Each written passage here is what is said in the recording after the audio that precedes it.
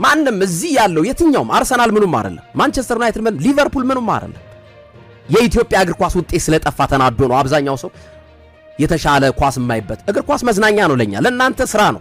መሐመድ ሳላህ ወዶና አድንቆ ማሊያው ሰጥቶኛል ያለው አስቻለው ታመነ አነጋጋሪ ሆኗል። አስቻለው ታመነ መሐመድ ሳላህ ተከላካዩ ጎበዝ ነው በማለት ሌሎች እየጠየቁት፣ ሞሳላ ግን ማሊያውን አውልቆ ለኔ ሰጥቶኛል ሲል ተጫዋቹ ተደምጧል። የኢትዮጵያ ብሔራዊ ቡድን አምበል አስቻለው ታመነ ከግብፃዊ ኮከብ መሐመድ ሳላህ ጋር ማሊያ ተቀያየሩ። ውድ የምሳሌ ዩቲዩብ ተከታታዮቼ በያላችሁበት ብዙ ሰላምና ጤንነት ለእናንተ ይሁን። ዛሬም እንደተለመደው ጥሩ ዜናዎች አሉን። ሰብስክራይብ በማድረግ እስከ ዜናው ፍጻሜ አብራችሁ ቆዩ። የኢትዮጵያ ብሔራዊ ቡድን አምበል አስቻለው ታመነ ከግብፃዊው ኮከብ መሐመድ ሳላህ ጋር የማሊያ መቀየር ፕሮግራም እንዳደረጉ ተሰማ። ከሰሞኑ በኢትዮጵያ ብሔራዊ ቡድን ከፍተኛ ትችት የተነሳበት የነበረው የብሔራዊ ቡድኑ ተጫዋቾችና አሰልጣኝ በዛሬው ዕለት ከአስቻለው ታመነ ፖስት እንዳገኘ ነው የማሊያ መቀየሩን ለሌሎች ተጫዋቾች ማሊያን አልቀየርም ብሎ ከአስቻለው ታመነ ጋር መቀየሩን በፔጁ ገልጿል። የኢትዮጵያ ብሔራዊ ቡድን አያሸንፍም። ከ800 ምናምን ቀን በኋላ ነው የሚያሸንፈው ብሔራዊ ቡድኑ። የዩናይትድ ታናሽ ወንድም ነው። ጭራሽ ሜዳ የለንም። አሁን ናሽናል ቲሙ አይጫወትም፣ ሜዳው ላይ አይጫወትም። ለምኑ ነው የሚጫወተው? በፌዴሬሽኑ ዲፕሎማሲ ምክንያት። በተለያዩ ጋዜጠኞች ትችትን ሲያስተናግድ የነበረው የኢትዮጵያ ብሔራዊ ቡድን በሄደበትም የጨዋታ ውጤቱ 2-0 ተሸንፎ መምጣቱ ማይዘነጋ ነው።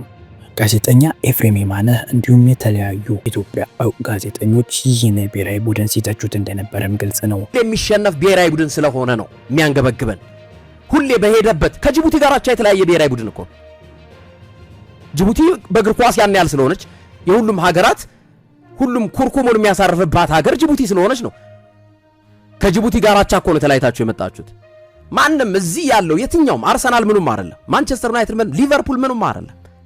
የኢትዮጵያ እግር ኳስ ውጤት ስለጠፋ ተናዶ ነው አብዛኛው ሰው የተሻለ ኳስ የማይበት። እግር ኳስ መዝናኛ ነው ለኛ፣ ለእናንተ ስራ ነው።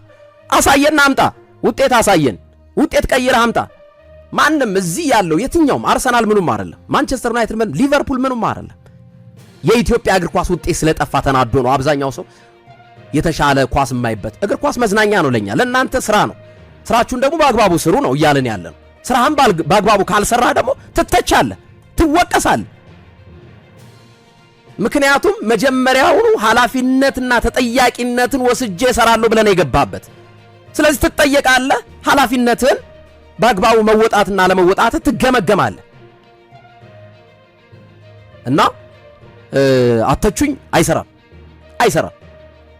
ምክንያቱም ይሄ ብሔራዊ ቡድን ያንድ አሰልጣኝ ብቻ አይደለም፣ ይሄ ብሔራዊ ቡድን ያንድ ተጫዋች ብቻ አይደለም፣ የመላው የኢትዮጵያ ሕዝብ ብሔራዊ ቡድን ነው። ስለዚህ እያንዳንዱ አስተያየት ሰጪ በፈለገው መልኩ በአስቂ መልኩም ሊተች ይችላል፣ በቁም ነገር መልኩም ሊተች ይችላል። ነገር ግን ይህንን አሜን ብሎ መቀበል የከበደው የኢትዮጵያ ብሔራዊ ቡድን አሁንም የውጤት ቀውስ ውስጥ ይገኛል። የተጣለባቸውን ኃላፊነት ወደ ጎን በማለትና ከወንጀል ፈጻሚዎች ጋር በመመጻጸር ከሚጠብቁት ድርጅት ላይ ሰብረው የስርቆት ወንጀል የፈጸሙ የጥበቃ ሰራተኞች በቁጥጥር ስር መዋሉን የአራዳ ከተማ ፖሊስ ገለጸ። ተጠርጣሪዎቹ ወንጀሉን የፈጸሙት የካቲት 16 2017 ዓ.ም በአራዳ ክፍለ ከተማ ልዩ ቦታው ፒያሳ ጣይቱ ሆቴል ቅጥር ግቢ ከሚገኝ ቶም ቪዲዮና ፎቶግራፊ ማሰልጠኛ ተቋም በሌሊት ክፍለ ጊዜ ነበር። ሁለቱ ተጠርጣሪዎች በፒያሳ ጣይቱ ሆቴል ቅጥር ግቢ ውስጥ የሚገኙ ቪዲዮና ፎቶግራፊ ማሰልጠኛ ጥበቃ ሰራተኛ ተቀጥረው ይሰሩ ነበር።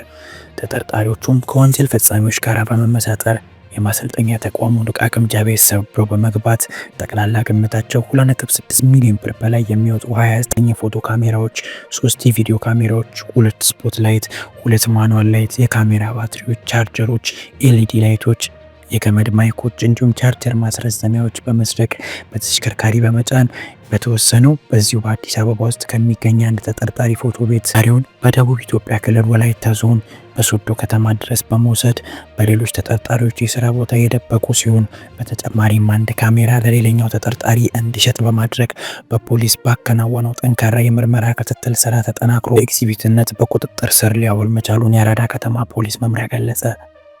ፖሊስ ተጠርጣሪዎችን በቁጥጥር ስር ለማዋልና ኤግዚቢቶቹን ለማስመለስ ባከናወነው ተግባር ፌዴራል ፖሊስ ኢንተለጀንስ እና የወላይታ ዞን ፖሊስ መምሪያ ላደረጉት ትብብር ምስጋና አቅርቧል። የትኛውም ተቋምም ሆነ ግለሰብ የሰራተኛ ቅጥር በሚፈጽምበት ወቅት ከፍተኛ ጥንቃቄ በማድረግ ያላቸውን መረጃና ዋስትና በተገቢ ሁኔታ በማጤን ወንጀሎችን ለመፈጸም እድል እንዳይኖራቸው የሚያደርግ መሆኑን ተመላክቷል። በተጨማሪም በህገወጥ መንገድ በሚደረጉ ግብይቶች በተለይም ዋጋ ቅናሽ ነው በሚል ምክንያት መረጃ የሌለው ንብረት በአደራ ማስቀመጥም ሆነ መግዛት ከወንጀል ፈጻሚ ጋር በተባባሪነት ወይም በሌባ ተቀባይነት ሊያስቀጣ እንደሚችል አበባ ከተማ ፖሊስም አሳስቧል።